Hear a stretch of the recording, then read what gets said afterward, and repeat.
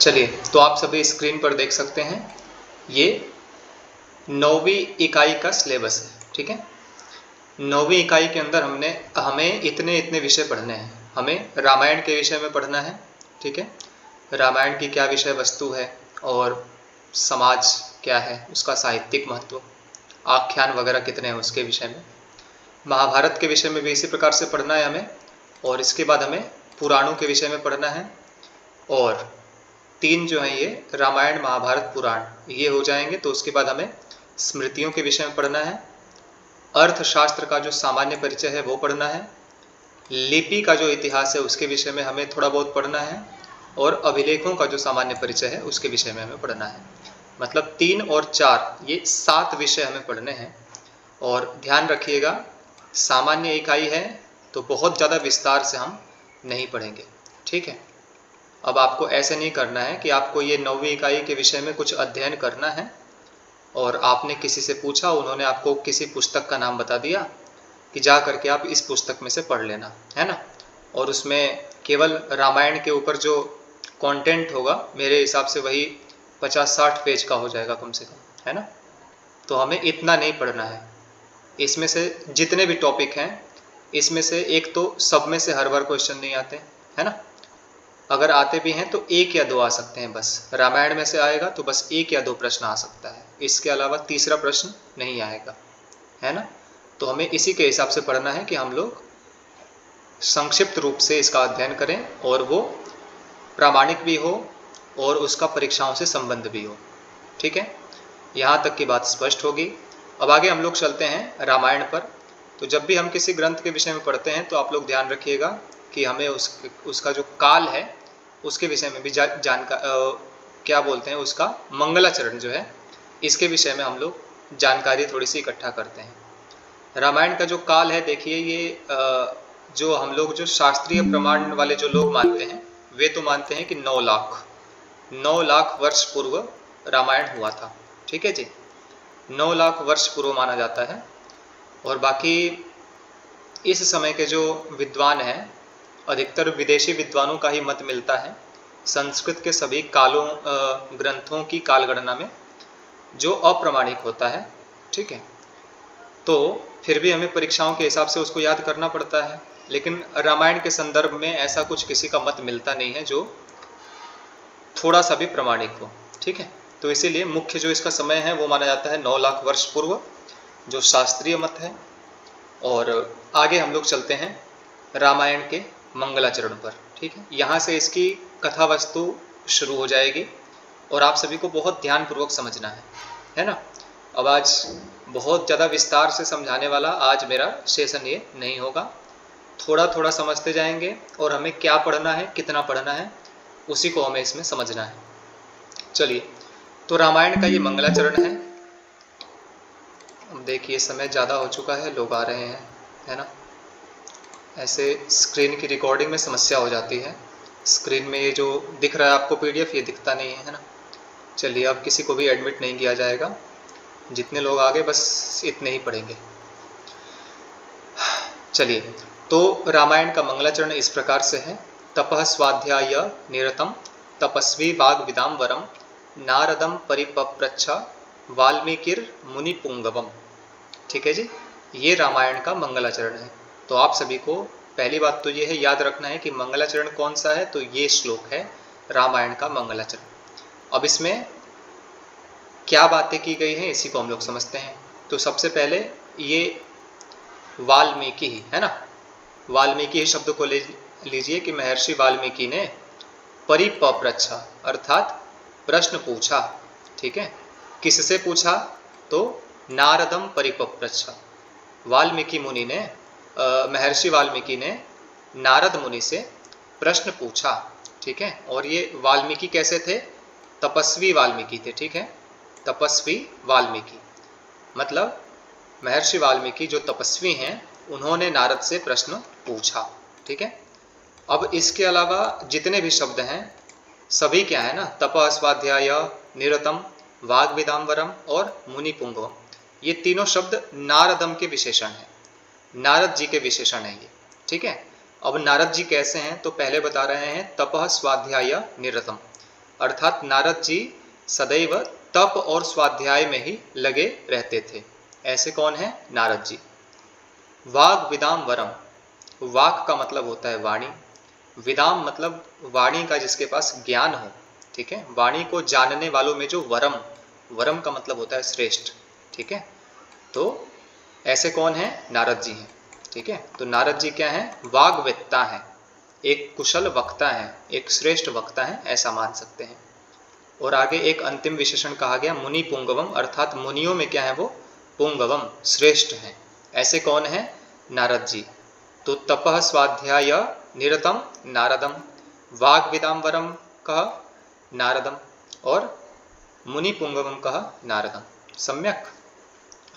तो ये 3 विशेषण है। एक बार मोटा मोटा फिर से इस श्लोक का अर्थ आप लोग समझिए कि महर्षि वाल्मीकि जो तपस्वी हैं, तपस्वी महर्षि वाल्मीकि ने नारद से प्रश्न पूछा, और नारद जी कैसे हैं? जो तप और स्वाध्याय में लगे हुए हैं, एक श्रेष्ठ वक्ता है, और एक मुनियों में जो श्रेष्ठ हैं, ऐसे कौन है? नारद जी हैं, ठीक है। तो ऐसे नारद जी से किसने प्रश्न पूछा? महर्षि वाल्मीकि ने प्रश्न पूछा, है ना। तो यहाँ पर क्या है? वस्तु निर्देशात्मक मंगलाचरण यहाँ पर माना जाएगा, है ना, क्योंकि यहाँ किसी को नमस्कार नहीं किया गया है, किसी को आशीर्वाद नहीं दिया गया है, अपितु जो रामायण महाकाव्य की जो कथा वस्तु है, जो विषय वस्तु है, उसी पर सीधा आ गए, ठीक है। तो इसीलिए यहाँ पर वस्तु निर्देशात्मक मंगलाचरण होगा। और ये जो श्लोक है ये अनुष्टुप छंद में विरचित है। सम्यक। चलिए अब आते हैं हम लोग रामायण की कहानी पर। तो रामायण वाला विषय मैंने इसीलिए लिया क्योंकि रामायण की कहानी आप सभी को अच्छे से पता है। तो आइए हम लोग इसको देखते हैं, और बहुत ज़्यादा गहराई में इसके भी नहीं जाना है। मैंने बार बार मैं बोल रहा हूँ, सामान्य अध्ययन है, थोड़ा थोड़ा बस इसको देखना है और इसको समझना है, और क्या क्या याद करना है वो मैं आप लोगों को आगे बताऊंगा। मंगलाचरण एकदम आपको याद होना चाहिए, और जो जो बातें उसमें आई हैं, 2 पात्र आए हुए हैं मंगलाचरण में, वो आपको याद होना चाहिए। अभी तक लोग आ रहे हैं, बताइए ये लोग। चलिए ठीक है।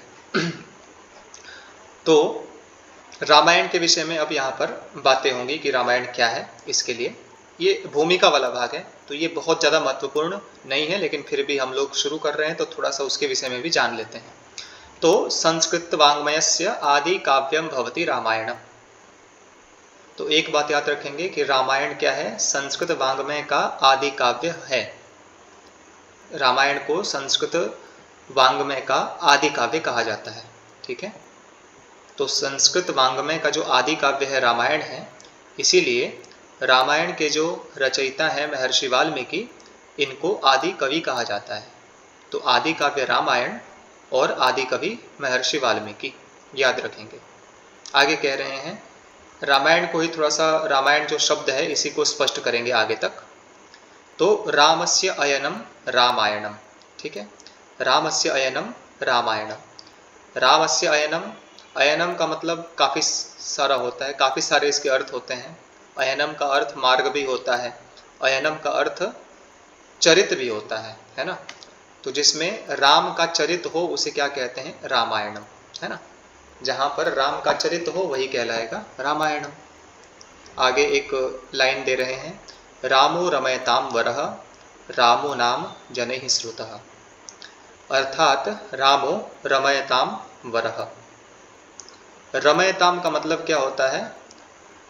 जितने भी रमणीय पदार्थ हैं उनमें क्या है ना, जो राम है वो श्रेष्ठ है, ठीक है।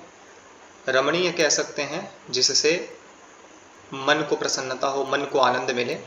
जितने भी ऐसे पदार्थ हैं उनमें जो श्रेष्ठ है वो क्या है? राम शब्द है। तो ऐसा जो राम शब्द है, ये रामो नाम जनैः श्रुतः, ऐसा राम शब्द लोगों के द्वारा सुना गया है, ठीक है। इति यहाँ पर क्या कह रहे हैं कि चरम आनंददायक राम शब्द से अर्थ, है ना। तो यहाँ पर राम शब्द का अर्थ क्या मालूम पड़ता है कि राम शब्द का अर्थ जो है वो आनंद प्रदान करने वाला है, ठीक है। राम शब्द का अभिप्राय क्या है? आनंद प्रदान करने वाला, ऐसा अर्थ लिया जाएगा, ठीक। आगे भी कह रहे हैं कि श्री रामेति परम जप्यम तारकम ब्रह्म संजकम। तो कह रहे हैं कि श्री राम ये क्या है, परम जप्यम, परम मतलब क्या है, श्रेष्ठ है ना, और जप्यम जप करने के योग्य है श्री राम का नाम, और तारकम, तारकम का मतलब क्या होता है, पार कराने वाला, अर्थात इस संसार से श्री राम का नाम ही हमें पार कराने वाला है, और ब्रह्म संज्ञकम, ब्रह्म की संज्ञा से युक्त है क्या, श्री राम का नाम।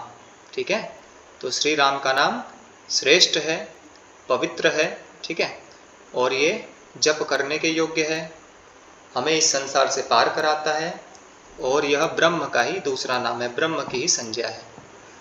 तो यहाँ पर इस चीज को कह रहे हैं कि इति मुक्तिदायक राम शब्दार्थ। तो यहाँ पर क्या प्रतीत हुआ कि राम शब्द जो है ना वो मुक्ति प्रदान करने वाला है, यहाँ आनंद प्रदान करने वाला था, और यहाँ पर क्या है, मुक्ति प्रदान करने वाला है। उपनिषत्सु उच्यते, उपनिषदों में भी कहा जाता है, रमन्ते योगिनो अनंते सत्यानंदे चिदात्मनि। ठीक है, इति राम पदेन असौ परम ब्रह्मम अभिधीयते। तो कह रहे हैं कि रमन्ते योगिनः, योगी लोग जहाँ रमण करते हैं, कहाँ रमण करते हैं, तो अनंते, अनंत, और यहाँ पर कहा सत्य, और यहाँ पे कह रहे हैं चित्त और आनंदे। ठीक है, तीन शब्द आ गए, सत्य, चित्त, आनंदे और आत्मनि, अर्थात सच्चिदानंद स्वरूप जो आत्मनि अर्थात जो परमात्मा है ना, वो क्या है, अनंत भी है। तो अनंत स्वरूप सच्चिदानंद परमात्मा में योगी लोग रमण करते हैं, इसी को कहते हैं राम। ठीक है, तो इति राम पदेन असौ परम ब्रह्मम अभिधीयते, तो इस प्रकार से राम को पर ब्रह्म भी कहा जाता है। ये कहाँ पंक्ति आती है, उपनिषदों में आती है। ठीक है, ये सब भूमिका वाला भाग है, परीक्षाओं में इससे प्रश्न नहीं आते हैं, बस ये सामान्य जो है ना ग्रंथ की भूमिका बांधी जा रही है। ठीक है, आगे कहाँ क्या इम्पोर्टेंट है, क्या आपको याद करना है, किसको बिल्कुल रट जाना है, किसी भी सूरत में उसको भूलना नहीं है, आगे मैं आप सभी को बताऊंगा। तो आगे कह रहे हैं कि अत्र राम शब्द सच्चिदानंद रूप है ना, यहाँ पर जो ऊपर पंक्ति आई थी उसमें क्या कहा गया था, वो राम शब्द जो है वो सच्चिदानंद का ही रूप है। यत्र सर्वे जनाः प्राणिनः योगिनः रमन्ते, है ना, जहाँ पर क्या है, सभी जो लोग हैं और सभी जो प्राणी हैं और जो सभी योगी हैं वो क्या करते हैं, रमण करते हैं। ठीक है, वे सभी आनंद को प्राप्त करते हैं। अयनम नाम मार्गः, रामायणम में जो अयनम है उसका मतलब क्या होता है, मार्ग। तो इस प्रकार से राम शब्द की ना चार व्युत्पत्ति कर रहे हैं, चार प्रकार से उसका अर्थ निकालेंगे अब। ठीक है जी, सबसे पहले निकाल रहे हैं कि रामः अयते प्रतिपाद्यते अनेन इति रामायणम, कि रामः अयते अर्थात अयते का क्या अर्थ है, प्रतिपाद्यते, अनेन जिसके द्वारा राम प्रतिपादित किए जाते हैं वो क्या हो जाएगा, रामायण हो जाएगा। तो रामायण में श्री राम का ही प्रतिपादन किया गया है, श्री राम को ही बताया गया है। ठीक है जी, इसी प्रकार से आगे भी बताया गया है कि रामस्य अयनम स्थानम वर्त्म रामायणम इति द्वितीयार्थ। ठीक है, तो रामस्य अयनम, राम का जो अयन है, अयन किसे कहेंगे, स्थानम कहेंगे, स्थान को कहेंगे, वर्त्म अर्थात मार्ग, तो राम का जो मार्ग है, जो स्थान है, उसी को क्या कहते हैं, रामायणम इति द्वितीयार्थ, दूसरा अर्थ हो जाएगा ये। राम का जो स्थान या जो मार्ग है उसी को रामायण कहते हैं। तीसरा अर्थ क्या कह रहे हैं कि रमायाः लक्ष्मी रूपायाः सीतायाः इदं चरितं रामम तस्यायनम रामायणम इति तृतीयार्थ। रमायाः अर्थात लक्ष्मी रूपायाः, रमा का अर्थ क्या हो जाएगा, लक्ष्मी स्वरूप वाली जो सीता माता हैं, तो उन्हीं के ऊपर जो लिखा गया चरित है, उन्हीं का जो चरित लिखा गया है, उन्हीं के ऊपर जो ग्रंथ लिखा गया है उसको कहते हैं रामम। ठीक है, सीता का जो चरित है उसको कहेंगे राम, और तस्यायनम अर्थात उनके चरित्र का जो वर्णन किया गया है, जिस स्थान पर उनका चरित्र वर्णित है उसी को कहेंगे रामायण। ठीक है, तो रमा शब्द से बनता है रामम, और रामम से ही बन गया रामायणम। ठीक है जी, और रमा शब्द में एक सूत्र है तस्येदम, तो उससे अण प्रत्यय होता है यहाँ पर। ठीक है, तो रमायाः इदं चरितं रामम, रामम के बाद फिर रामायणम। तो ये तीसरा अर्थ हो गया कि जहाँ पर लक्ष्मी स्वरूप वाली जो सीता माता हैं उनका जहाँ पर चरित्र वर्णित है उसी को कहेंगे रामायणम। तो ये तीसरा इसका अर्थ बता रहे हैं। बालकांड में ऐसा वर्णन भी आता है कि काव्यम रामायणम कृत्स्नम सीतायाश्चरितम महत्, अर्थात संपूर्ण कृत्स्नम रामायणम, संपूर्ण जो रामायण है ना उसमें क्या है, संपूर्ण रामायण महाकाव्य में सीतायाश्चरितम महत्, अर्थात सीता का ही चरित्र जो है ना, सीता का ही जो जीवन है उसी को विशेष रूप से दिखाया गया है। ठीक है। चौथा जो इसका करते हैं, प्रणवे ओंकारे, अर्थात ओम जो होता है प्रणव, इसमें क्या है जो ऊ है उसको कहते हैं कि ऊ किसका वाचक है, शत्रुघ्न का वाचक है। म भी आता है ओम में, तो म जो वाचक है वो भरत का वाचक है। और अर्धमात्रा मध्य राम, और जो अर्धमात्रा है इसमें वो है श्री राम, और जो इसमें बिंदु आपको दिखाई दे रही है बिंदु रूपा ही क्या है, सीता माता है। तो इस प्रकार से भी इसकी अति रहस्यमयो अर्थ राम, तो श्री राम शब्द के ये अति रहस्यमय अर्थ भी किए गए हैं। ठीक है।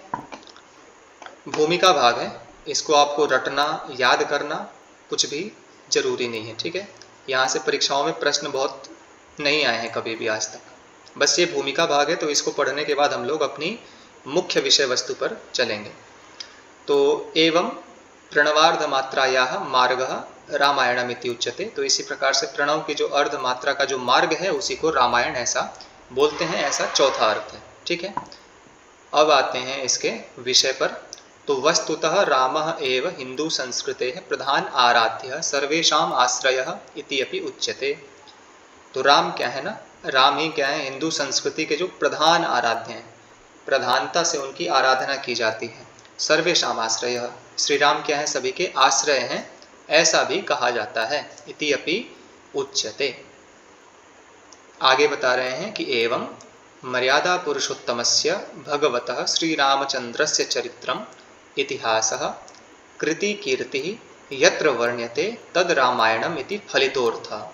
तो ऊपर हमने जो भी चीजें पढ़ी उसका प्रयोजन क्या है, उसका फल क्या है, तो एक लाइन में बता रहे हैं कि इस प्रकार से मर्यादा पुरुषोत्तम भगवान श्री राम का जो चरित्र है, ठीक है, जो उनका इतिहास है और जो कृति कीर्ति है, जो उनके कर्मों का जो यश है वो जहाँ वर्णन किया गया है उसी को कहते हैं रामायणम।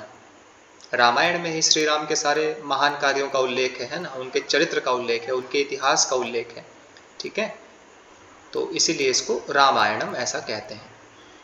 आगे इसमें कह रहे हैं कि द्वात्रिंशत् अक्षर विशिष्ट अनुष्टुप वृत्तेन। ठीक है। इसका मतलब क्या हुआ कि रामायण में जो है ना सभी श्लोक जो हैं वो लगभग अनुष्टुप छंद में ही मिलते हैं, विशेषतया ज़्यादातर श्लोक। और भी छंदों का प्रयोग हुआ है लेकिन ज़्यादातर जो है वो अनुष्टुप छंद में ही रामायण में श्लोक मिलते हैं। तो इसीलिए इसको कह रहे हैं अनुष्टुप छंद में 32 अक्षर होते हैं। ठीक है। तो द्वात्रिंशत् अक्षर विशिष्ट है मतलब 32 अक्षरों वाले विशिष्ट अनुष्टुप वृत्ते न, अनुष्टुप वृत्त के द्वारा, छंद के द्वारा, संस्कृत भाषा, संस्कृत भाषा के द्वारा रचिते अस्मिन् ग्रंथे, रचित इस ग्रंथ में, इस रामायण में साप्त कांडानी, अर्थात इस रामायण में 7 कांड हैं। ठीक है। बाल कांड, अयोध्या कांड, अरण्य कांड, किष्किंधा, सुंदर और लंका, ये युद्ध कहते हैं इसी को। ठीक है। युद्ध और उत्तर। तो 1, 2, 3 किष्किंधा, सुंदर, युद्ध 6 और ये उत्तर 7 कांड। ठीक है। और रामायण में कितने सर्ग होते हैं? 500 सर्ग होते हैं, 24,000 श्लोक मिलते हैं। ठीक है। तो इसको भी आप लोगों को याद रखना है। ये नीचे की 2 पंक्तियां मोस्ट इंपॉर्टेंट है। रामायण में 7 कांड हैं, 7 कांडों का आपको क्रम याद होना चाहिए। बाल, अयोध्या, अरण्य, किष्किंधा, सुंदर, युद्ध और उत्तर। और 500 सर्ग हैं, 24,000 श्लोक हैं। ठीक है जी। तो आप लोगों को पहले वाले पृष्ठ का मतलब समझ में आ रहा है, इसमें क्या क्या बातें हो रही हैं बताएंगे एक बार? बताइए संस्कृति जी, आप बताइए, समझ में आ रहा है? जी महोदय। ठीक है, चलिए, बहुत सामान्य बातें हैं, आप सभी को ये सब बातें पता है। रामायण की अब आगे कहानी आने वाली है, इसको देखते हैं। तो ऊपर एक श्लोक भी प्राप्त होता है।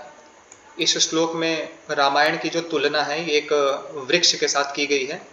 वैसे इस श्लोक को हमें पढ़ना आवश्यक नहीं है, लेकिन फिर भी अब श्लोक आ गया तो एक नज़र इस पे भी मार लेते हैं। तो इसमें कह रहे हैं कि रामायणाख्य विजयते, रामायण नाम का जो ग्रंथ है ना वो विजय को प्राप्त होता है। और वो कैसा है? तो आत्म प्राप्ति फलप्रदः, अर्थात वो हमें परमात्मा की प्राप्ति कराने वाले फल को देता है वो। ठीक है, रामायण ग्रंथ के द्वारा क्या होता है ना, हमें परमात्मा की प्राप्ति रूपी फल प्राप्त होता है। और ये रामायण कैसा है? ये तरुहु है, एक वृक्ष है। तो वृक्ष सामान्य फल देता है, लेकिन रामायण जो होता है ना, रामायण जो है ये परमात्मा की प्राप्ति रूपी फल से हमें युक्त करता है। ठीक है जी। तो इसमें कह रहे हैं कि श्रीमद् ब्रह्म तदेव बीजम अमलम। तो इसमें क्या है? ब्रह्म जो है ना, ब्रह्म रूपी इसमें क्या है? बीज है, जो क्या है? अमलम, अर्थात बड़ा ही पवित्र बीज है इसमें, ब्रह्म रूपी। ठीक है, आगे कह रहे हैं कि यस्यांकुराश्चिन्मयः, अर्थात इसके जो अंकुर हैं, अंकुर जो है वो क्या है? चिन्मयः, अर्थात चेतन स्वरूप है। अंकुर ही क्या है? रामायण रूपी वृक्ष के जो अंकुर हैं वो क्या है? चेतन स्वरूप हैं। और कांडैहि सप्तभिरन्वितो अति विततः, अर्थात इसमें कांड कितने हैं? सप्त हैं, 7 इसमें कांड हैं। तो 7 कांडों के द्वारा क्या है? अति विततः, अत्यधिक विस्तार वाले 7 कांडों से क्या है? ये रामायण अन्वितः मतलब युक्त है। ठीक है, और आगे है मुन्याल बालोदितः। ठीक है, तो मुनि आल बालोदितः, तो इसमें क्या है ना, ये एक शब्द है आल बाल। ठीक है, आल बाल एक संस्कृत का शब्द है ये। इसका अर्थ होता है, आपने देखा होगा कि एक जो भी छोटा सा पौधा हम लोग नया लगाते हैं तो उसके साइड में हम लोग नीचे जो होता है उसमें पानी ठहर जाए, इसके लिए हम लोग उसको मिट्टी को हल्का सा ऊपर करते हैं, एक क्यारी बनाते हैं, है ना, ताकि जो छोटा सा पौधा है उसको पानी मिलता रहे, है ना। गड्ढा करके जो क्यारी बनाते हैं, मिट्टी को ऊपर ऊपर करते हैं, उसी को कहते हैं। तो रामायण रूपी ये जो तरु है ना, ये किसके द्वारा ऐसे इसका पोषण किया गया है? मुनियों के द्वारा इसका आल बालोदितः, इस प्रकार से क्यारी बना करके उसका संरक्षण किया गया है। ठीक है जी। और पत्रैहि तत्वसहस्रकैहि सुविलसत्, है ना। तो तत्वसहस्रकैहि अर्थात हजारों प्रकार के तत्वों का उसमें ज्ञान प्राप्त होता है रामायण में। तो वो तत्व कैसे हैं? पत्रैहि, पत्तों के समान क्या है? रामायण का जो वृक्ष है ना वो क्या है? जो उस पर पत्ते लगे हुए हैं वो हजारों तत्वों के समान क्या है? सुविलसत् मतलब सुशोभित हो रहे हैं।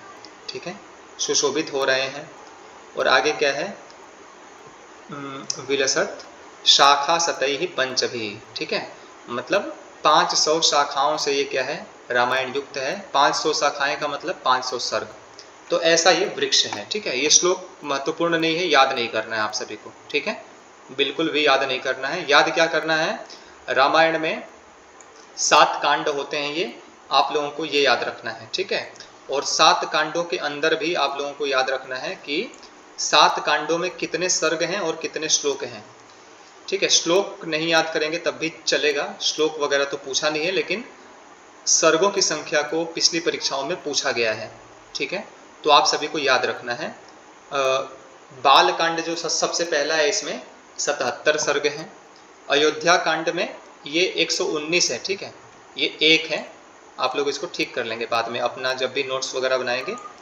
तो दूसरा जो कांड है, ये जो दूसरा कांड है अयोध्या कांड, इसमें 119 सर्ग हैं। ठीक है, तीसरा जो कांड है अरण्य कांड, इसमें 75 सर्ग हैं। किष्किंधा में 67 सर्ग हैं। सुंदर कांड में 68 सर्ग हैं। युद्ध कांड में 128 और उत्तर कांड में 111 सर्ग प्राप्त होते हैं। तो ये आप सभी को रट जाना है। ठीक है, एकदम सर्गों की संख्या आपको कभी भी भूलनी नहीं चाहिए। और ये जो कांड है इनका भी जो क्रम है, सबसे पहले बाल कांड आता है, बाल कांड, अयोध्या कांड, अरण्य कांड, किष्किंधा, सुंदर और युद्ध, और सबसे अंतिम उत्तर कांड। तो याद रखना है इनका क्रम, और जो इनमें सर्ग प्राप्त होते हैं, ठीक है, इनको भी एक तरफ से रटना है आप सभी को, ये बिल्कुल भी भूलना नहीं चाहिए। 77, 119, 75, फिर उसके बाद 67, 68, 128, फिर 111, ठीक है। 77, 119, 75, 67, 68, 128, 111, ये आप लोगों को बिल्कुल अच्छे से याद कर जाना है। और कुल मिलाकर के जो रामायण में सर्ग प्राप्त होते हैं वो कितने सर्ग प्राप्त होते हैं? 500 सर्ग प्राप्त होते हैं, ठीक है। और जो श्लोक होते हैं वो श्लोक कितने मिलते हैं? श्लोक मिलते हैं 24,000 श्लोक। रामायण के अंदर 24,000 श्लोक मिलते हैं, इसीलिए इसको चतुर्विंशति साहस्री संहिता भी कहते हैं, ठीक है। चतुर्विंशति साहस्री संहिता कहते हैं। किसको कहते हैं? रामायण ग्रंथ को कहते हैं, रामायण महाकाव्य को कहते हैं। तो यहाँ तक आप सभी का कॉन्सेप्ट जो है वो क्लियर हो गया होगा। यहाँ भी आया हुआ है नाम चतुर्विंशति साहस्री संहिता। क्या है इसका अपरम नाम? इसका जो अपर नाम है, दूसरा नाम क्या है वो? चतुर्विंशति साहस्री संहिता, ठीक है जी।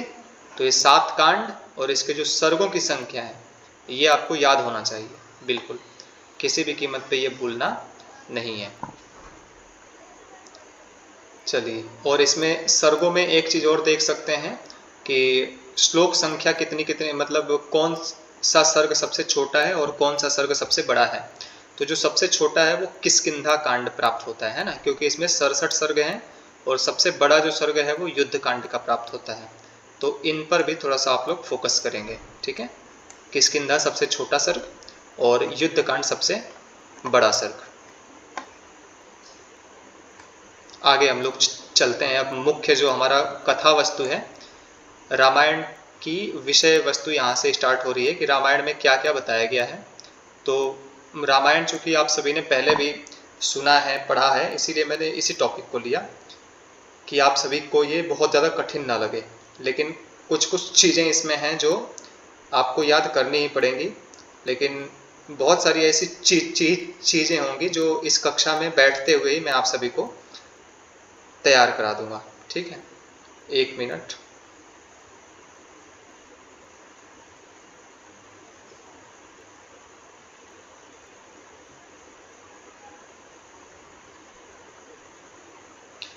तो चलिए हम लोग आते हैं अपनी कक्षा पर फिर से। आप सभी को विषय स्पष्ट हो रहा है? यहाँ तक का कठिन तो नहीं है? समझ में आ रहा है? बताएंगे? राजू जी बताइए। जी महोदय, समझ में आ रहा है जी, ठीक कोई है, दिक्कत नहीं हो रहा है। चलिए ठीक है, बहुत सुंदर। रामायण की विषय वस्तु देखते हैं। तो इसमें क्या है? अत्र अयोध्यायाः सूर्यवंशीय नृपतेः दशरथस्य पुत्रः रामचंद्रो नायको अस्ति, है ना। तो यहाँ पर क्या है? अयोध्या के जो सूर्यवंशी राजा हैं दशरथ, उनके जो पुत्र हैं श्री रामचंद्र, वही क्या है? रामायण में नायक हैं। और नायिका कौन है? तो नायिका बता रहे हैं कि मिथिला नरपतेः कन्या सीता तस्य रामस्य पत्नी नायिका च। जो मिथिला नरेश जो है उनकी जो पत्नी है, जनक की जो पुत्री हैं, कन्या है सीता, वही क्या है? राम की पत्नी है और वही इस महाकाव्य की नायिका है, ठीक है जी। तो राम नायक हो गए, सीता माता हो गई नायिका। और लंकापति रावणः राम पत्नीम सीताम अपहृत्य रामेण हतः इति कथा अत्र वर्ण्यते। तो लंकापति जो रावण है वह राम पत्नीम सीताम अपहृत्य, राम की पत्नी सीता का अपहरण करके रामेण हतः, राम के द्वारा ही मार दिया जाता है। इति कथा अत्र वर्ण्यते, यही कथा यहाँ पर क्या है? वर्णित की गई है, ठीक है। राम नायक हो गए, राम की जो पत्नी है सीता वो नायिका हो गई, और जो लंकापति रावण है वो सीता जी का अपहरण करता है और राम के द्वारा मारा जाता है। यही कथा क्या है? रामायण में वर्णित है। इसी कथा का अब आगे हमें इन 7 कांडों में विस्तार देखने को मिलता है, ठीक है। तो बाल कांड में अब काफ़ी सारे विषय आएंगे कि बाल कांड में क्या क्या मुख्य मुख्य विषय आते हैं। तो 7 कांडों का जो विषय है आपको बिल्कुल याद होना चाहिए कि किस कांड में कौन सी घटना घट रही है ना। इनमें से परीक्षाओं में प्रश्न आया हुआ है, ठीक है, आता है। तो इसीलिए आपको एक एक घटना को याद रखना है कि बाल कांड में कहाँ तक का वर्णन है, फिर उसके बाद अरण्य कांड, अयोध्या कांड इत्यादि जो हैं उसमें क्या क्या घटनाएं आ रही हैं। तो ये घटनाएं बहुत ही महत्वपूर्ण हैं, इनको याद करना है, इसमें से परीक्षाओं में प्रश्न आ जाते हैं। तो सबसे पहले कह रहे हैं बाल कांडे रामचंद्रस्य कौशल्या गर्भात जन्म कथा, है ना। बाल कांड में क्या है, श्री रामचंद्र जी का कौशल्या माता के गर्भ से जन्म की कथा आती है, ठीक है। पहले श्री राम जी का जन्म हुआ, फिर बाल्य लीला अर्थात बचपन की उनकी लीला जो है वो आती है। फिर विश्वामित्रेण सह राक्षस संहारार्थम तद आश्रमम प्रति गमनम, है ना। तो विश्वामित्र के साथ राक्षसों के संहार के लिए उनके आश्रम के प्रति उनका जाना, ये कथा भी किसमें वर्णित है, बालकांड में।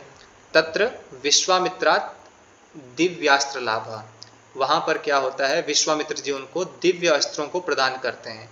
मतलब श्री राम को क्या होता है, विश्वामित्र जी से दिव्य अस्त्रों का लाभ होता है, मिलता है, प्राप्त होता है। आगे सीता स्वयंवर, सीता जी का स्वयंवर भी कहाँ वर्णित है, बाल कांड में ही है। और विवाह च इत्यादि विषया वर्ण्यन्ते, और श्री रामचंद्र जी का सीता के साथ जो विवाह है इत्यादि विषय वर्णित हैं, ठीक है। लेकिन केवल इतने ही विषय नहीं हैं, इसीलिए आगे कह रहे हैं कि अनेन विषयेण सह, इन विषयों के साथ में क्या है, आगे भी कुछ बातें हैं इसमें जो बाल कांड में प्राप्त होती हैं। जैसे पुत्र प्राप्त्यर्थम दशरथस्य पुत्र कामेष्टि यागः, पुत्र की प्राप्ति के लिए दशरथ का पुत्र कामेष्टि याग जो है वो, पुत्रेष्टि याग जो है वो करना, ये भी किस में आता है, बालकांड में आता है। फिर दशरथस्य द्वितीय पत्न्याः कैकेय्याः गर्भात् भरतस्य जन्म, तो दशरथ की जो दूसरी पत्नी है कैकेयी, उनके गर्भ से भरत का जन्म होता है। कनिष्ठ पत्न्या सुमित्रायाः गर्भाच्च लक्ष्मण शत्रुघ्नयोः जन्म, जो कनिष्ठ पत्नी है, जो सबसे छोटी पत्नी है सुमित्रा, उनके गर्भ से लक्ष्मण और शत्रुघ्न का जन्म होता है। और मिथिला नरेशस्य एक मिनट, और श्री राम का जन्म पहले ही इन्होंने बता दिया कि कौशल्या गर्भात श्री रामस्य जन्म कथा, है ना, कि माता कौशल्या के गर्भ से श्री राम का जन्म होता है, ठीक है जी। अब आगे बता रहे हैं कि मिथिला नरेशस्य चतस्रिभिः कन्याभिः सीता मांडवी उर्मिला श्रुतकीर्तिभिः सह क्रमशः राम भरत लक्ष्मण शत्रुघ्नानां विवाह इत्यादि विषयाः अपि वर्णिताः, ठीक है। तो मिथिला नरेश की जो 4 कन्याएं थी उन्हीं के साथ राम लक्ष्मण इत्यादि का विवाह हुआ है। तो 4 कन्याओं के नाम बताए गए हैं और राम लक्ष्मण इत्यादि का नाम बताया गया है। तो ये इनकी पत्नियां हैं, आप सभी इनका नाम याद रखेंगे। सीता ये जो श्री राम जी की जो पत्नी थी इनका नाम सीता था, ये सबको पता है। और उसके बाद जो भरत हैं दूसरे नंबर पर, इनकी पत्नी का नाम है मांडवी, ठीक है। भरत की पत्नी का नाम क्या है, मांडवी। लक्ष्मण की पत्नी का नाम क्या है, ये भी प्रसिद्ध है, उर्मिला, आप जानते होंगे। और शत्रुघ्न की पत्नी का क्या नाम है, श्रुतकीर्ति।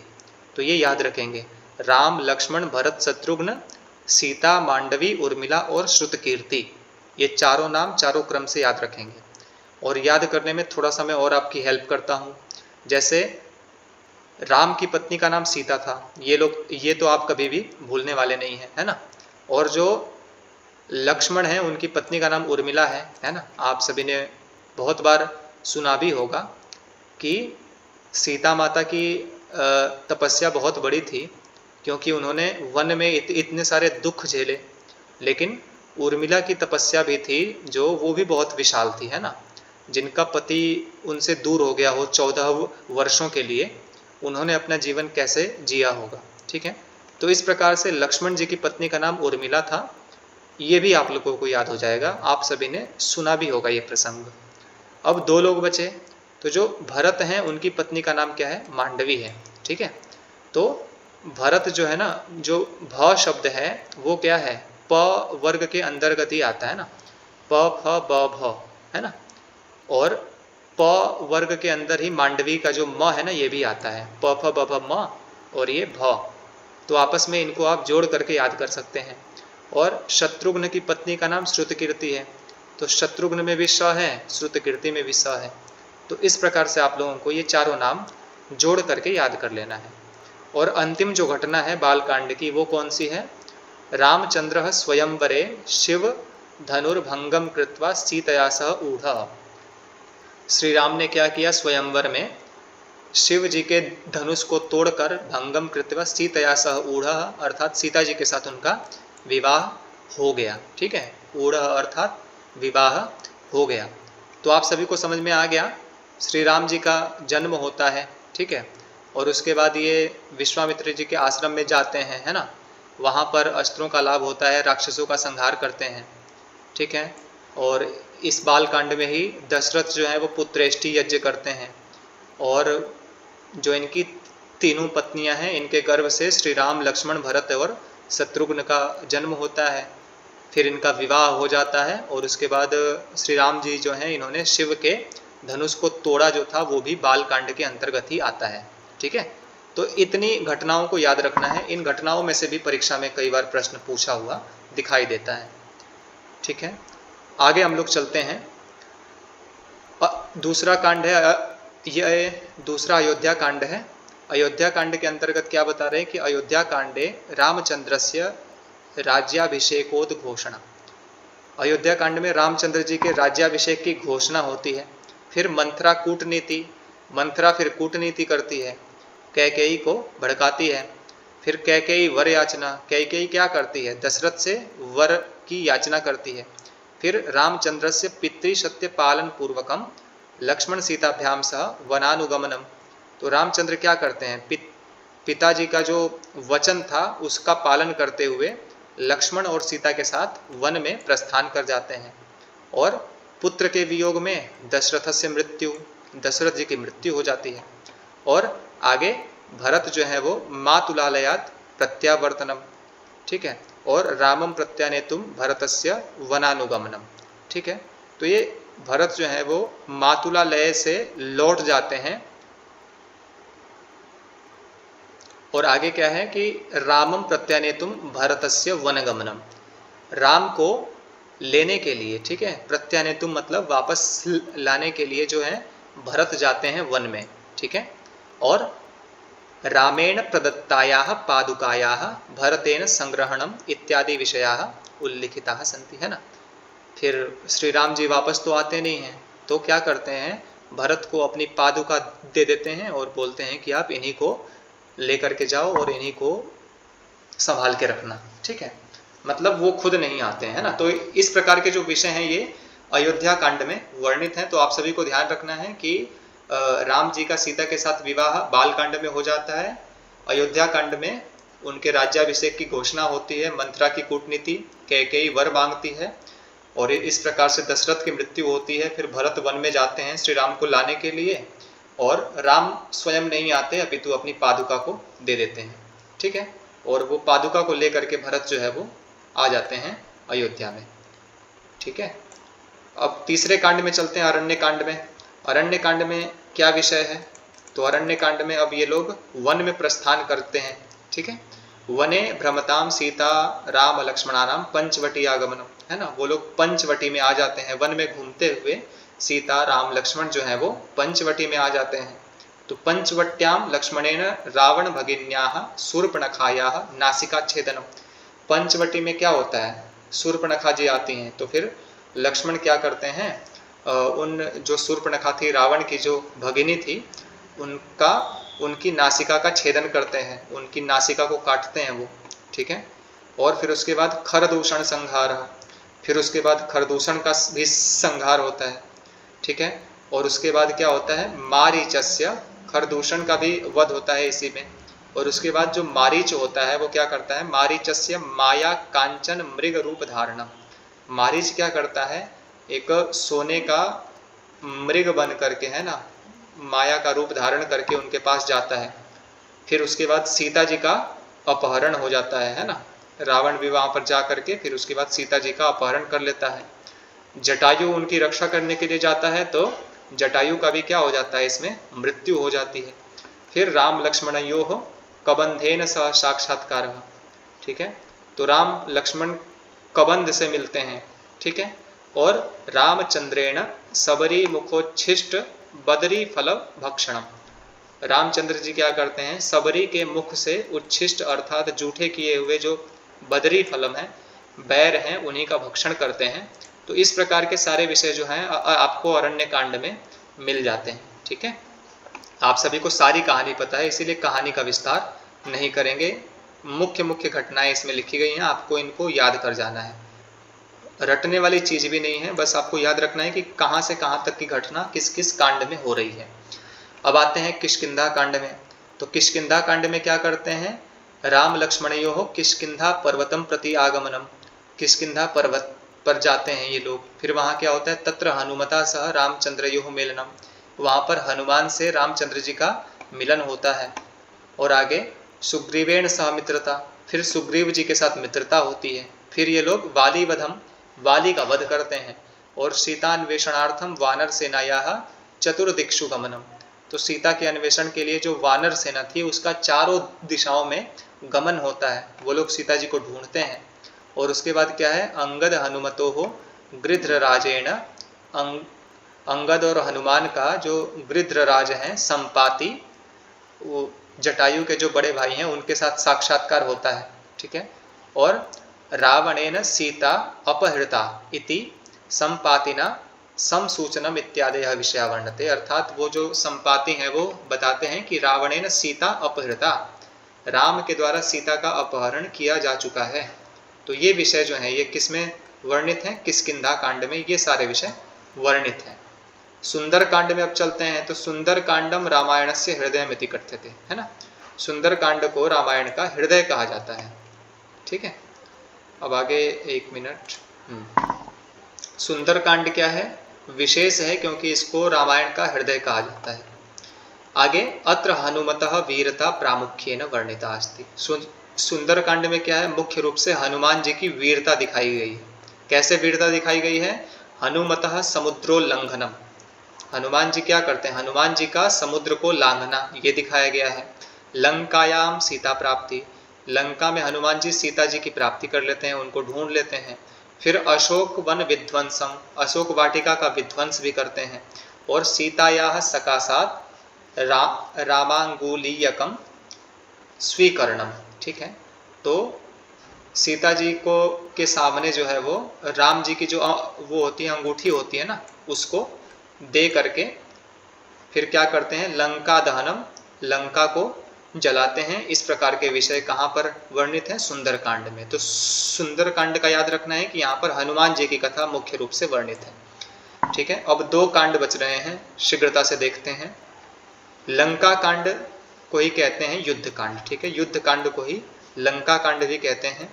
तो इसमें क्या होता है, युद्ध कांडे वानर सेना भी सह रामचंद्रस्य लंकाम प्रति प्रस्थान, तो युद्ध कांड में क्या होता है, वानर सेना के साथ में रामचंद्र जी का लंका के प्रति प्रस्थान होता है, ठीक है। नल नीलयोः सहयोगेन समुद्रस्य ऊपरी सेतुबंध निर्माणम, नल और नील की सहायता से समुद्र के ऊपर क्या है, पुल का निर्माण होता है, सेतु बनाया जाता है, राम सेतु, है ना। विभीषणस्य राम शरणागति, फिर क्या होता है, विभीषण भी राम की शरण में आ जाते हैं, ठीक है। और राम और रावण का युद्धम, राम और रावण का युद्ध होता है। रावण संहार, रावण का संहार हो जाता है। सीता या अग्नि परीक्षा, सीता जी की अग्नि परीक्षा होती है। फिर राम लक्ष्मण सीता नाम अयोध्या प्रत्यावर्तनम इत्यादयः विषयाः प्रोच्यन्ते, है ना, राम लक्ष्मण सीता इत्यादि का अयोध्या पुनरागमनम हो जाता है। ये विषय सारे कहाँ पर वर्णित हैं, युद्ध कांड में वर्णित हैं। और ये उत्तर कांड है, उत्तर कांड वैसे प्रक्षिप्त माना जाता है, अलग से जोड़ा हुआ, लेकिन फिर भी इसकी भी कथा को संक्षिप्त में देख लेते हैं।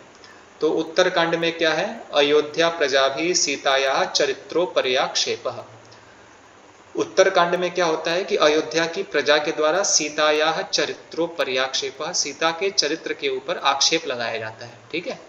फिर रामेण सीताया त्याग, राम के द्वारा फिर सीता का त्याग कर दिया जाता है। और वाल्मीकि आश्रमम प्रति सीताया आगमनम, वाल्मीकि के आश्रम की ओर सीता फिर क्या करती हैं, चली जाती हैं। तत्र लवकुशयोः जन्म, वहां पर लवकुश का जन्म होता है। तयोः रामायण शिक्षा, फिर उनको रामायण की शिक्षा दी जाती है ना। और रामेण आयोजित अश्वमेध याग, है ना, राम के द्वारा क्या होता है, अश्वमेध याग का आयोजन किया जाता है। तत्र वाल्मीकिना सह लवकुशयोः आगमनम ताभ्याम रामायण गानम च, है ना। तो वाल्मीकि जी के साथ में लवकुश भी क्या करते हैं, अयोध्या में जाते हैं और रामायण का गान करते हैं। फिर रामेण सीता अवाप्ति, अर्थात राम को सीता की प्राप्ति हो जाती है। फिर सीताया पाताल गमनम, सीता जी का पाताल गमन इत्यादि विषय उल्लिखित हैं कहाँ पर, उत्तरकांड में। ठीक है जी। तो ये 7 कांड हैं और जितने विषय इसमें बताए इनसे भी कुछ कुछ बिंदु जो हैं वो अभी उसमें भी छूटे हुए थे, तो इसको आगे कंप्लीट कर रहे हैं कि अन्य अपि विषया, अर्थात बाल कांड में कुछ और विषय भी हैं जिनको आपको याद करना है। ठीक है, जैसे सगर गंगा की कथाएं हैं, वामनावतार की कथा है ना, सगरोपाख्यान है, इसी में मिलता है। गंगावतरण, सागर मंथन, त्रिशंकु यज्ञ और ऋष्य श्रृंग शांता विवाह। श्री राम जी की एक बहन भी थी, शांता नाम है उनका, तो शांता जी का ऋषि श्रृंग के साथ में विवाह होता है, एक ऋषि थे ये, तो ये भी आप लोग याद रखेंगे। ठीक है, तो ये इतनी कथाएं हैं। अब कुछ कुछ चीज़ें हमें मतलब पीछे जो बातें आई थी वो उसमें तो केवल कथा वस्तु थी, है ना, आप सभी ने वो कहानियाँ सुनी हुई थी, लेकिन कुछ कुछ कथाएं अलग भी होती हैं, जैसे वामनावतार की कथा है, सगरोपाख्यान है, गंगावतरण है, सागर मंथन है, त्रिशंकु यज्ञ है। तो इनको याद करना थोड़ा सा मुश्किल होगा, लेकिन फिर भी आप लोगों को इसको याद करना है ना, क्योंकि इसमें से परीक्षाओं में पूछता है कि ये वर्णन किस कांड में मिलता है। ऐसे अयोध्या कांड में भी कुछ कुछ विषय हैं, जैसे चित्रकूट गमनम, ये तो उसमें आ चुका है जो पीछे हमने देखा था, है ना, चित्रकूट वो लोग जाते हैं। आगे है जाबाली का नास्तिक मत, है ना, जाबाली एक व्यक्ति थे तो वो अपने नास्तिक मत को उसमें प्रस्तुत करते हैं, फिर उनका समाधान किया जाता है। अनुसूया द्वारा पातिव्रत्य धर्म का उपदेश। ठीक है, तो एक अनुसूया होती हैं, वो सीता जी को पतिव्रता धर्म का उपदेश देती हैं, इसका भी वहाँ पर उल्लेख मिलता है। और आगे चित्रकूट को छोड़ करके दंडका अरण्य में प्रवेश, ये भी कहाँ पर वर्णित है, अयोध्या कांड में। अरण्य कांड में भी कुछ कुछ विषय हैं और ये कांड बड़ा प्रसिद्ध है, इसमें से 2-3 बार परीक्षाओं में आया हुआ है कुछ कुछ चीज़ें, मैं आपको अभी आगे बताऊंगा। जटायु की हत्या ये अरण्य कांड में होती है ना। और कबंध द्वारा सुग्रीव मैत्री परामर्श, ये भी आप लोगों को याद रखना है। और आगे कबंध ही उनको बोलते हैं श्री राम जी को, मतलब कि आप सुग्रीव जी के साथ में जाकर के मैत्री कीजिए और वो आपकी सहायता करेंगे रावण के साथ युद्ध लड़ने में। और शस्त्र धारण की महिमा का वृत्तांत, मतलब अलग अलग शस्त्रों की क्या क्या महिमा है, ये भी अरण्य कांड में ही आता है और ये परीक्षा में आया हुआ है। हेमंत ऋतु का वर्णन और पंपा सरोवर का वर्णन, है ना, 2 बार की परीक्षाओं में मैंने देखा है। हेमंत ऋतु का वर्णन किया गया है और पंपा सरोवर भी एक प्राप्त होता है अरण्य में, उसका भी यहाँ पर उल्लेख किया गया है। ठीक है, और सबरी का जो वृत्तांत है ये पीछे आ चुका है ना। तो ये छोटी छोटी कथाएं हैं, इसको भी आप लोगों को समझना है। ये कुछ कुछ और बातें भी यहाँ पर की गई हैं, आप लोग इसको अच्छे से पढ़ लेंगे और याद कर लेंगे, है ना। अब हम लोग आगे बढ़ते हैं, तो अब आगे हम लोग आते हैं कहाँ, हमें किस चीज़ के ऊपर ज़्यादा फोकस करना है उसके ऊपर आते हैं। ठीक है जी, अब ध्यान रखेंगे रामायण के ऊपर क्या है ना, कुछ टीकाएं प्राप्त होती हैं। ठीक है जी, रामायण के ऊपर कुछ टीकाएं प्राप्त होती हैं और इन टीकाओं में से क्वेश्चन आते हैं। ठीक है, तो इसीलिए ये कुछ टीकाओं के नाम हैं, इनको आप सभी को याद रखना है, इनको समझ चाहिए, ये मोस्ट इम्पॉर्टेंट है इस पूरे भाग में। तो इन टीकाओं के नाम को आपको याद रखना है। टीकाओं के अलावा रामायण के ऊपर कुछ नाटक भी लिखे गए हैं, तो रामायण के ऊपर कौन सा नाटक लिखा हुआ है और कौन इसके लेखक हैं, ये भी आपको याद होना चाहिए। और इसके अलावा जो है वो रामायण के ऊपर कौन कौन से मुख्य मुख्य महाकाव्य मिलते हैं और कौन इसके लेखक हैं, ये भी आपको याद रखना है। कुछ आधुनिक काव्य भी रामायण के ऊपर लिखे गए हैं तो उन काव्यों का नाम याद रखना है और वो किसने लिखे हैं ये भी आपको याद रखना है। रामायण के ऊपर कुछ चंपू काव्य भी लिखे गए हैं, ठीक है, गद्य पद्य जो दोनों में लिखा जाता है उसको चंपू कहते हैं। तो चंपू काव्य भी किसने लिखे हैं और क्या नाम है ये भी आपको याद रखना है, ठीक है। तो अब ऐसा नहीं होगा कि मैं आप लोगों को बस बोल दूं कि आप ये सारी टीकाएं विकाएं सब कुछ याद कर लेना और मैं आपके ऊपर ही सारा छोड़ दूं, है ना। मैं ऐसा नहीं करूंगा, मैं आपको सारा अभी बैठे बैठे आप लोगों को याद करवाऊंगा। अगर आपका फोकस है कक्षा के ऊपर तो आपको ये टीकाओं के नाम, किसने लिखा है, क्या लिखा है, अभी सारा का सारा याद हो जाएगा। एक बार आप सभी अपनी उपस्थिति पहले दिखाइए मुझे कि आप सभी कक्षा में उपस्थित हैं या नहीं हैं। कमेंट कीजिए जरा, शीघ्रता से बताइए, कमेंट करके आप बताइए उपस्थित हैं कि नहीं हैं। हाँ बोलिए, हाँ जी बोलिए, कुछ भी बोलिए, कौन कौन उपस्थित है शीघ्रता से बताइए, अभी पता चल जाएगा कौन कौन सो रहा है।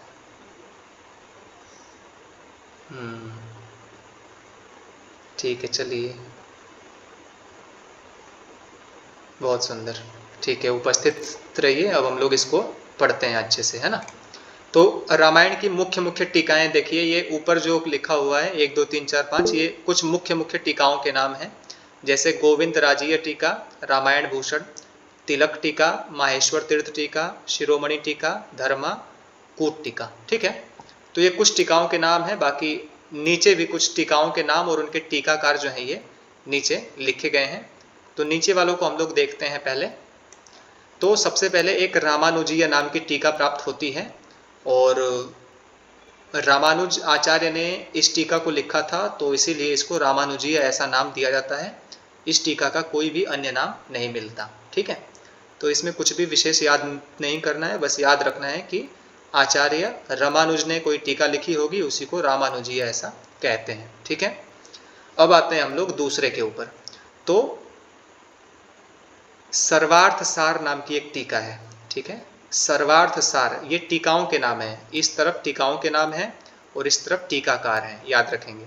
तो सर्वार्थ सार नाम की एक टीका मिलती है और इसको लिखा किसने है, वेंकटेश नाम के एक विद्वान हुए हैं, उन्होंने लिखा है। तो आप लोग याद रखेंगे, आप लोगों को ना नेट की इकाई के इन 10 इकाइयों में जितने भी ग्रंथ आपको दिखेंगे, काव्य प्रकाश, साहित्य दर्पण, रामायण महाभारत या और भी जितने भी ग्रंथ, जितने भी नाटक, जितने भी लक्षण ग्रंथ आपको दिखाई देंगे ना, आप सभी को याद रखना है कि आप सभी को उनकी टीकाओं को रट जाना है एक तरफ से, वो आपको याद करना ही करना है। आप उसमें बिल्कुल भी लापरवाही मत कीजिएगा क्योंकि टीकाओं में से क्वेश्चन आते हैं काफ़ी, ठीक है जी। तो अब इतनी सारी, मतलब 10 इकाइयों में से सोचिए कितनी सारी टीकाएं हो जाएंगी, कितनी सारी उसके लेखक हो जाएंगे। तो जब याद करने वाली चीज़ें बहुत सारी हो जाती हैं ना, तो हमें क्या करना पड़ता है, हमें थोड़ा सा ट्रिक्स का प्रयोग करना पड़ता है, ठीक है। अब मैं इसी का प्रयोग करके आपको बताऊंगा कि आप इसको याद कैसे कर सकते हैं। इस क्लास में ही आपको ये सारा मैं अभी याद करवा दूंगा, ठीक है। चलिए देखते हैं। तो देखिए, वेंकटेश का मतलब क्या होता है, भगवान विष्णु होता है, ठीक है। वेंकटेश ने सर्वार्थ सार नाम की टीका लिखी है। तो वेंकटेश का मतलब क्या होता है, भगवान विष्णु। इसका अर्थ क्या होता है, विष्णु। आप लोग कॉपी पेन लेके बैठे होंगे तो नोट भी करते जाएंगे। वेंकटेश मतलब विष्णु। तो भगवान विष्णु क्या है, सर्वार्थ सार, मतलब इस संसार में जो कुछ भी दिखाई दे रहा है ना, उसके सार कौन हुए, भगवान विष्णु हुए, ठीक है।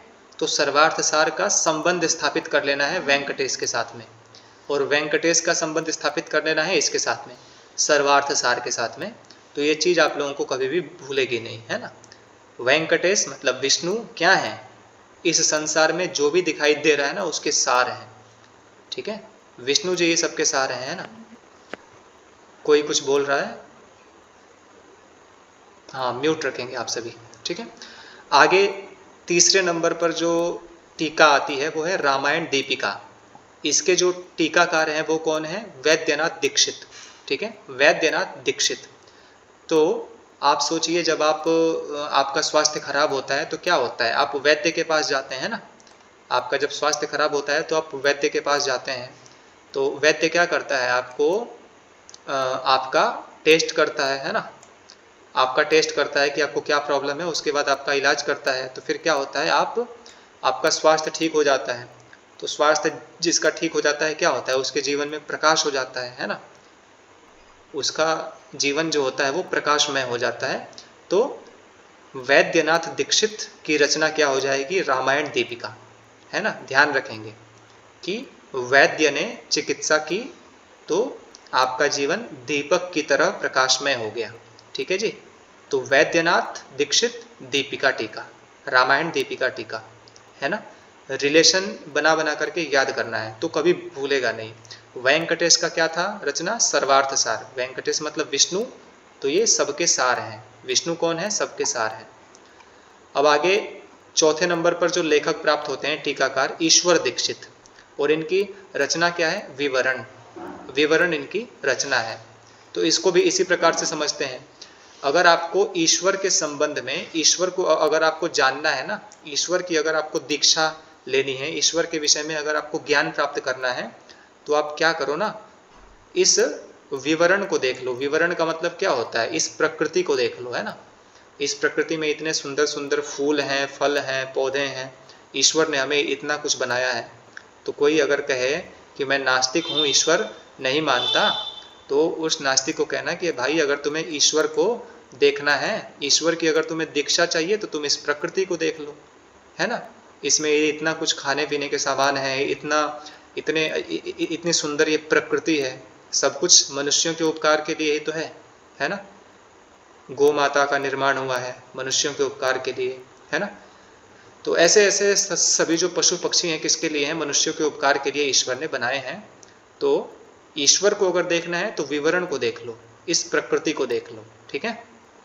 तो ईश्वर दीक्षित की टीका कौन सी हो जाएगी, विवरण नाम की टीका हो जाएगी। आगे है गोविंदराज, ठीक है जी, गोविंदराज। तो गोविंदराज का मतलब क्या हो जाता है, गोविंद कहते हैं श्री कृष्ण जी को, ठीक है, श्री कृष्ण जी को, और ये एक राजा भी थे। तो श्री कृष्ण जी एक ऐसे सम्राट थे ना जो आभूषण की तरह थे, है ना। श्री कृष्ण जी कैसे थे, एक आभूषण की तरह थे, इसीलिए हजारों सालों के बाद भी हम इनको क्या करते हैं, याद करते हैं, ठीक है। तो गोविंद राज की रचना क्या हो जाएगी, रामायण भूषण। गोविंद मतलब श्री कृष्ण कैसे थे, आभूषण की तरह थे, है ना। ठीक है, तो ऐसे ऐसे संबंध बना करके आप लोग याद कर लेंगे। अब आगे एक वाल्मीकि हृदय नाम की भी टीका प्राप्त होती है, और इसके लेखक हैं अहोबल, ठीक है, अहोबल नाम के इसके लेखक हैं, और इनकी टीका का नाम है वाल्मीकि हृदय। इसको कैसे याद करेंगे, तो आप सभी को रामायण की वो घटना याद होगी कि रामायण महर्षि वाल्मीकि रामायण को लिखने के लिए कैसे मतलब वो होते हैं, तो उनके अंदर जो है ना वो करुण रस जागृत होता है। करुण रस कैसे जागृत होता है, तो एक सरोवर के पास जब वो जाते हैं तो देखते हैं कि एक जो शिकारी होता है ना वो क्या करता है, दो जो क्रौंच पक्षी होते हैं मैथुन की अवस्था में, तो उन पर ये बाण चलाता है, और उसमें से एक जो क्रौंच पक्षी होता है वो मर जाता है, ठीक है, और एक जो होता है वो विलाप करने लग जाता है ना। तो दो पक्षियों में से एक पक्षी विलाप करता है, तो उसको देख करके उनके अंदर बड़ा दुख होता है ना। तो उनके मुख से एक श्लोक भी निकलता है कि माँ निषाद प्रतिष्ठाम त्वमगमः शाश्वती क्षमाः यत क्रौंच मिथुनादेकम वधि काम मोहितम, है ना। तो उसमें वो कहते हैं कि तुमने ये क्या कर डाला, है ना, हे शिकारी तुमने ये क्या कर डाला, मतलब एक क्रौंच पक्षी को तुमने मार दिया, दूसरा विलाप कर रहा है। तो बताइए इस दृश्य को सहन करने के लिए, देखने के लिए, और बहुत बड़ा हृदय चाहिए होता है ना। तो महर्षि वाल्मीकि का हृदय बहुत विशाल था, तो महर्षि वाल्मीकि का हृदय विशाल था, इसी चीज को इसमें आप जोड़ेंगे तो आपको याद हो जाएगा कि इसकी रचना किसने की है, ठीक है। तो अहो, अहो मतलब आश्चर्य है ना, कि वाल्मीकि जी का हृदय जो है ना, वाल्मीकि हृदय कितना बलवान है, जिसने इतने भयानक दृश्य को भी सहन कर लिया, है ना, उसको स्वीकार कर लिया, और उसी के आधार पर इन्होंने रामायण की रचना करने का संकल्प भी लिया, ठीक है जी। तो अहो वाल्मीकि का हृदय कितना बलवान है, तो आप लोग इसको, इस पंक्ति को याद करेंगे तो वाल्मीकि हृदय अहोबल, है ना। वाल्मीकि का हृदय कैसा है, तो बलवान है, ठीक है। इसी प्रकार से संबंध बना करके, क्योंकि टीकाएं बहुत सारी हैं, अभी महाकाव्य भी आएंगे, उनके लेखक भी आएंगे, ठीक है जी, नाटक भी आएंगे, उनके भी लेखक आएंगे, आधुनिक काव्य भी आएंगे, उनके भी लेखक आएंगे। तो सबको अगर मैं आपको कह दूं कि सबको आप रट जाओ तो आप लोग परेशान हो जाओगे, ठीक है। लेकिन ये ट्रिक्स वगैरह आप बना करके याद करोगे तो जीवन में कभी नहीं भूलोगे, ठीक है। परीक्षा का तो पता नहीं, लेकिन जीवन भर आप लोग इसको कभी भूल नहीं सकते हो। और बच्चे ऐसे ही करते हैं जो दूसरी परीक्षाओं की तैयारी करते हैं, जिनके पास याद करने के लिए सैकड़ों हजारों कंटेंट होते हैं, तो ऐसे ही करते हैं। तो हमें भी ऐसे ही करना चाहिए। तो आगे एक टीका है रामायण तत्व दीपिका, ठीक है, और इसके लेखक कौन है? महेश्वर तीर्थ, ठीक है, महेश्वर तीर्थ इसके लेखक हैं, ठीक है जी। महेश्वर तीर्थ इसके लेखक हैं और इनकी टीका का नाम है रामायण तत्व दीपिका, ठीक है। तो महेश्वर तीर्थ इसके लेखक हैं और इनकी रचना जो है वो है रामायण तत्व दीपिका। तो इनको भी याद कर सकते हैं कि महेश्वर है ना, महेश्वर को जो जान जाता है ना, महेश्वर को जो जान जाता है, मतलब शिव जी को जो जान जाता है ना, तो उसके तत्व जो है ना, मतलब उसका जो जीवन है वो प्रकाशित हो जाता है। ऐसे कुछ करके याद कर जाइए, ठीक है। रामायण महेश्वर अर्थात शिव जी को जो जान जाता है, तो उस मनुष्य का जो जीवन है, जो तत्व है, तत्व का जो सार है, जो जीवन है उसका, वो दीपिका अर्थात वो दीपक के समान प्रकाशित हो जाता है। ऐसे संबंध बना करके इसको भी याद कर जाइएगा। आगे है माधव योगी नाम के भी एक टीकाकार हुए हैं, इन्होंने अमृत कटक नामक एक टीका लिखी है, ठीक है, अमृत कटक। माधव योगी नाम के एक टीकाकार हुए हैं, इन्होंने अमृत कटक नाम की एक टीका लिखी है, ठीक है। तो कटक जो होता है ना, कटक शब्द का मतलब क्या होता है? कटक का शाब्दिक अर्थ होता है समूह, ठीक है ना। कटक का मतलब क्या होता है? समूह। तो अमृत कटक का मतलब क्या हो गया? अमृत का समूह। अमृत का क्या हो गया? समूह। और यहाँ पर जो माधव है, माधव कहते हैं श्री कृष्ण भगवान को, ठीक है। तो श्री कृष्ण कैसे थे? एक योगी भी थे, है ना। माधव हो गए श्री कृष्ण और एक योगी थे।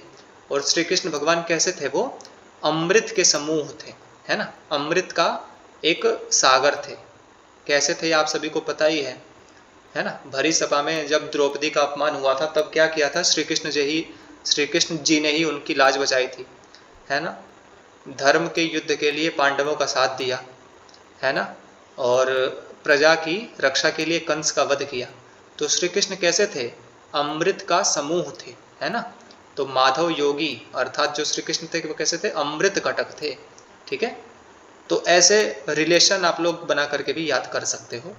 आगे है अप्पय्य दीक्षित हैं विद्वान, इन्होंने लिखा है रामायण तात्पर्य संग्रह। तो अप्पय्य दीक्षित ये बड़े प्रसिद्ध विद्वान हैं। इन्होंने एक ग्रंथ लिखा है, आप सभी नोट कर लेंगे। इन्होंने एक ग्रंथ लिखा है कुवलयानंद, ठीक है। इनके 3-4 ग्रंथ हैं जो बड़े प्रसिद्ध हैं और ये विद्वान बहुत उच्च श्रेणी के विद्वान हैं ये।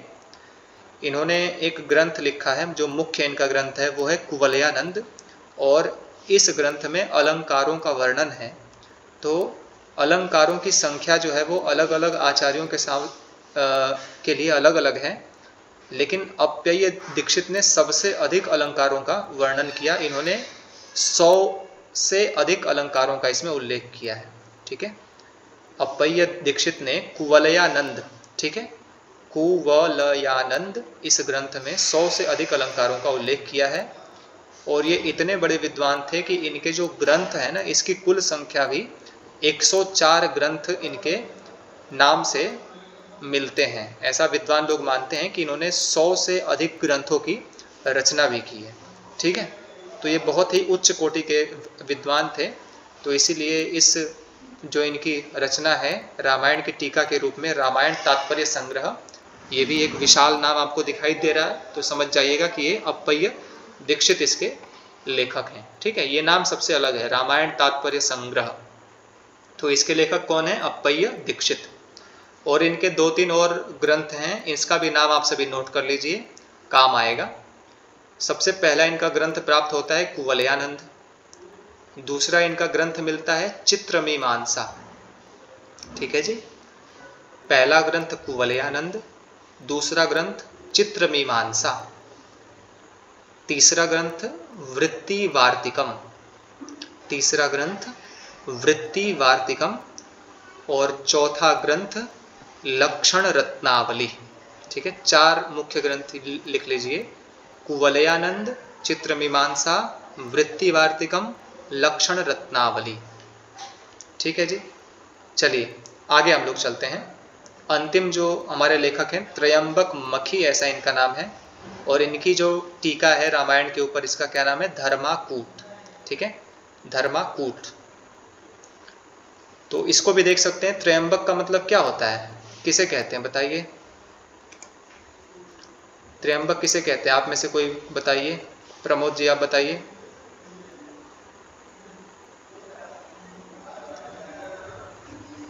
चलिए ठीक है, त्रयंबक कहते हैं भगवान शिव को, है ना। तो भगवान शिव कैसे थे, धर्म के आकूट थे। ठीक है, तो यहाँ पर शब्द लिखा हुआ है आकूट, लेकिन एक और शब्द होता है हिंदी का आकूत। ठीक है, तो आकूत का मतलब क्या होता है, समूह। तो आकूत शब्द को ही यहाँ पे लेकर के अर्थ के साथ ना इनको जोड़ सकते हैं कि भगवान शिव कैसे थे, धर्म का एक समूह थे, है ना। भगवान शिव कैसे थे, धर्म के समूह के रूप में सुशोभित होते हैं। ठीक है जी, तो ये टीकाओं का नाम आप सभी ने देखा, एक बार मैं रिवीजन करता हूँ। तो वेंकटेश सर्वार्थसार, वैद्यनाथ दीक्षित रामायण दीपिका, ईश्वर दीक्षित विवरण, गोविंदराज रामायण भूषण, अहोबल वाल्मीकि हृदय, महेश्वर तीर्थ रामायण तत्वदीपिका, माधव योगी अमृत कटक, अप्पय्य दीक्षित रामायण तात्पर्य संग्रह, त्रयंबक मखी धर्माकूट। ठीक है जी, तो आप सभी को इसको याद रखना है। मैंने जो ट्रिक्स बताए आप सभी को, हो सकता है आपको ये वाला याद ना हो, तो आप अपने दिमाग से भी थोड़ा सा ट्रिक्स वगैरह बना सकते हो। जो भी आप लोग एक बार ट्रिक्स वगैरह के रूप में बना करके याद कर लोगे, वो जीवन भर के लिए आपका हो जाएगा, उसे आप कभी भी भूलोगे नहीं। ठीक है, तो मैं आपको बस एक एग्जाम्पल दे करके बता रहा हूँ कि आप ऐसे कर सकते हो, क्योंकि नेट की परीक्षा के लिए बहुत कुछ ऐसा है जिसे याद हमें करना पड़ता है। ठीक है, तो चलिए थोड़ा सा और इसको देख लेते हैं, उसके बाद कक्षा को हम लोग समाप्त करेंगे। अब रामायण के ऊपर ना कुछ आधारित नाटक भी हैं। ठीक है, नाटक भी कुछ प्राप्त होते हैं, तो इनको भी हमें याद रखना है। ठीक है, तो महाकवि भास, है ना, महाकवि भास के 2 नाटक प्राप्त होते हैं रामायण के ऊपर, अभिषेक नाटकम और प्रतिभा नाटकम। ठीक है, महाकवि भास के ऊपर 2 नाटक प्राप्त होते हैं, अभिषेक नाटकम और प्रतिमा नाटकम। और ये जो नाटककार हैं ये बड़े प्रसिद्ध हैं।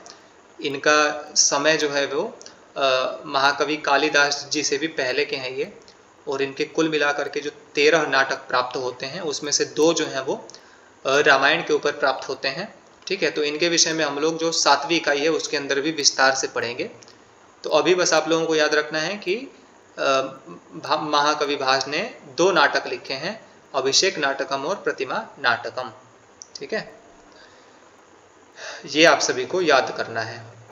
ठीक है, और महाकवि भवभूति भी हमारे ही कोर्स में है, 7वीं इकाई में है। तो इन्होंने भी 2 नाटक लिखे हैं, महावीर चरितम और उत्तर रामचरितम। ठीक है, तो उत्तर कांड जो है वो किस में है, रामायण में प्राप्त होता है। तो आप लोग इसको याद कर लेना कि ये रामायण के ऊपर लिखा गया है, और महावीर चरितम में भी श्री राम का उल्लेख है। तो इस प्रकार से आप सभी याद कर लेंगे। अब आगे एक विद्वान हुए हैं मुरारी नाम के, इन्होंने लिखा है अनर्ध राघवम। ठीक है, अनर्ध राघवम नाम के एक अनर्ध राघवम नाम का एक नाटक लिखा है इन्होंने। किसने लिखा है, मुरारी ने लिखा है। ठीक है, तो मुरारी का मतलब क्या होता है, मुरारी का शाब्दिक अर्थ होता है श्री कृष्ण भगवान का नाम है। ठीक है, श्री कृष्ण भगवान को हम लोग मुरारी के नाम से भी पुकारते हैं।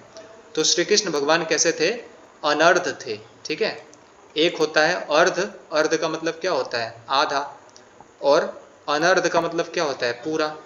मतलब श्री कृष्ण भगवान जो थे ना वो संपूर्ण रूप से भगवान थे।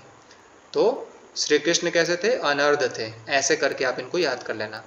मुरारी का जो नाटक है वो क्या हो गया, अनर्ध राघवम। ठीक है, राजशेखर एक लेखक हुए, इन्होंने लिखा है बाल रामायणम।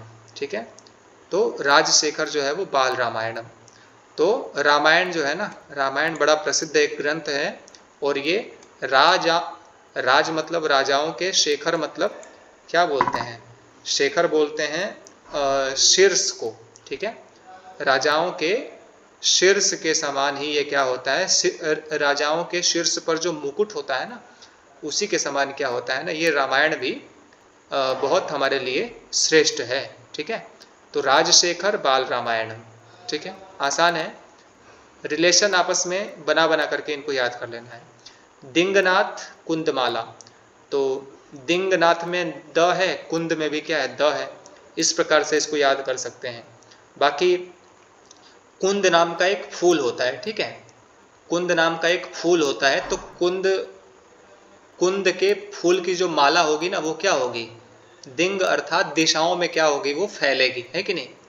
कुंद नाम के फूल की जो माला है ना, वो दिशाओं में फैल रही है, तो दिंगनाथ की जो रचना हो जाएगी, जो नाटक हो जाएगा, वो क्या हो जाएगा, कुंदमाला। कुंदमाला नाम से इनका नाटक प्राप्त होता है रामायण के ऊपर। तो बस मैं आपको आइडिया बता रहा हूँ कि आप संबंध कैसे स्थापित करेंगे इनका। आगे है जयदेव, एक विद्वान हुए, इन्होंने लिखा है प्रसन्न राघवम, ठीक है। जयदेव ने क्या लिखा है, प्रसन्न राघवम। तो इनका भी आसान है, राघव जो श्री राम जी थे ना, वो कैसे थे, वो हमेशा प्रसन्न रहते थे, है ना। श्री राम जी हमेशा प्रसन्न रहते थे और हमेशा उनकी जय होती थी, ठीक है। श्री राम जी हमेशा प्रसन्न रहते थे और उनकी हमेशा जय होती थी, है ना। राम जी को भी आपने देखा होगा मुस्कुराते हुए, ठीक है। तो ये मुख्य मुख्य नाटक प्राप्त होते हैं, आप लोगों को याद कर जाना है। और अब जो समय है हमारा पूरा हो गया, और जो विषय का भाग है वो थोड़ा सा बचा हुआ है, तो आज मैं बहुत ज़्यादा विस्तार आपको नहीं दूंगा। ये कुछ महाकाव्य हैं, और इसके अलावा कुछ चंपू काव्य हैं, ये कुछ आधुनिक काव्य हैं, तो ये आप सभी स्वयं से भी देखिएगा, और बाकी इसके विषय में भी मैं आपको थोड़ा बहुत करवा दूंगा। और इसके अलावा जब आप इतना कुछ कर लेंगे, तो ये रामायण के ऊपर लिखे हुए कुछ मुख्य मुख्य आख्यान हैं जो हमारे सिलेबस में भी हैं, इसको भी मैं आपको कल बता दूंगा कैसे याद करना है। रामायण के ऊपर कुछ संस्करण भी प्राप्त होते हैं 4-5, इसको भी आपको याद रखना है, ठीक है। अब ये सोचेंगे आप लोग कि संस्करणों का कहाँ परीक्षा में पूछा जाता है, तो आप लोग ऐसे मत कीजिएगा, क्योंकि मैंने एक परीक्षा में देखा था, पीएचडी का मैं एक बार पेपर देख रहा था, प्रश्न पत्र, तो उसमें अभी एक साल पहले का ही एक प्रश्न पत्र था, उसमें इसके ऊपर भी क्वेश्चन पूछा गया था, ठीक है, कि रामायण का आलोचनात्मक संस्करण कहाँ से प्रकाशित होता है। तो इसीलिए छोड़ना कुछ भी नहीं है, इस पीडीएफ में जो भी है उसको याद कर लेना है, ठीक है। और बाकी कुछ हिस्सा जो छूट गया उसको मैं कल आपको करा दूंगा, लेकिन आप सभी को वो विषय याद तभी होगा जब आप सभी उसमें अपना दिमाग लगाएंगे, जब आप उसमें अपना जो है वो ट्रिक्स लगाएंगे, शब्दों का मतलब जो लेखक हैं और जो उनकी रचना है उसके साथ में अपना दिमाग लगाइए, उनके आसपास में उनका रिलेशन बनाइए कि उनका आपस में संबंध कैसे स्थापित कर सकते हैं। आपने अगर संबंध बना लिया तो आप उसको याद कर जाएंगे, और वो जीवन भर आपका जो है ना वो कभी भी भूलेगा नहीं, ठीक है। तो आज के विषय को यहाँ पर हम लोग विराम करते हैं।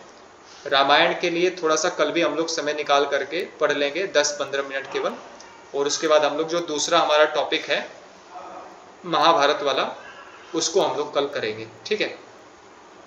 आपका कोई प्रश्न हो तो आप सभी पूछ सकते हैं आज के पाठ से संबंधित।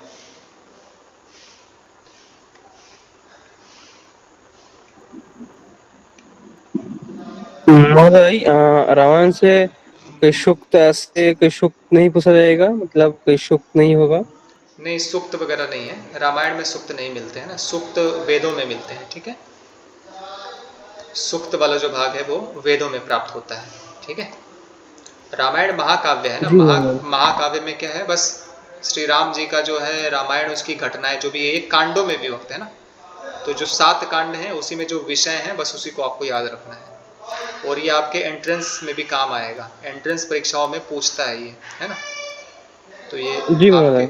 आपके एंट्रेंस के लिए भी बहुत ही उपयोगी है, जो 7 कांडों का विषय वस्तु है। टीकाओं का तो नहीं पूछेगा आपके एंट्रेंस में, लेकिन ऊपर के जो 7 कांड हैं, कौन बड़ा है कौन छोटा है, कौन सा विषय किस में है, ये आप याद कर लेना। और किस जी महोदय, इससे अगर कोई पूछा जा सकता है तो आप मुझे बताइएगा, मैं भी पढ़ लूंगा। ठीक है, ठीक है। और किसी का कोई प्रश्न है? चलिए ठीक है, आप सभी जुड़े रहे 1.5 घंटे तक, इसके लिए आप सभी का आभार। कल मिलते हैं फिर से, हम लोग महाभारत के ऊपर बात करेंगे। ठीक है, आप सभी को नमस्ते। जी महोदय, नमस्ते। नमस्कार।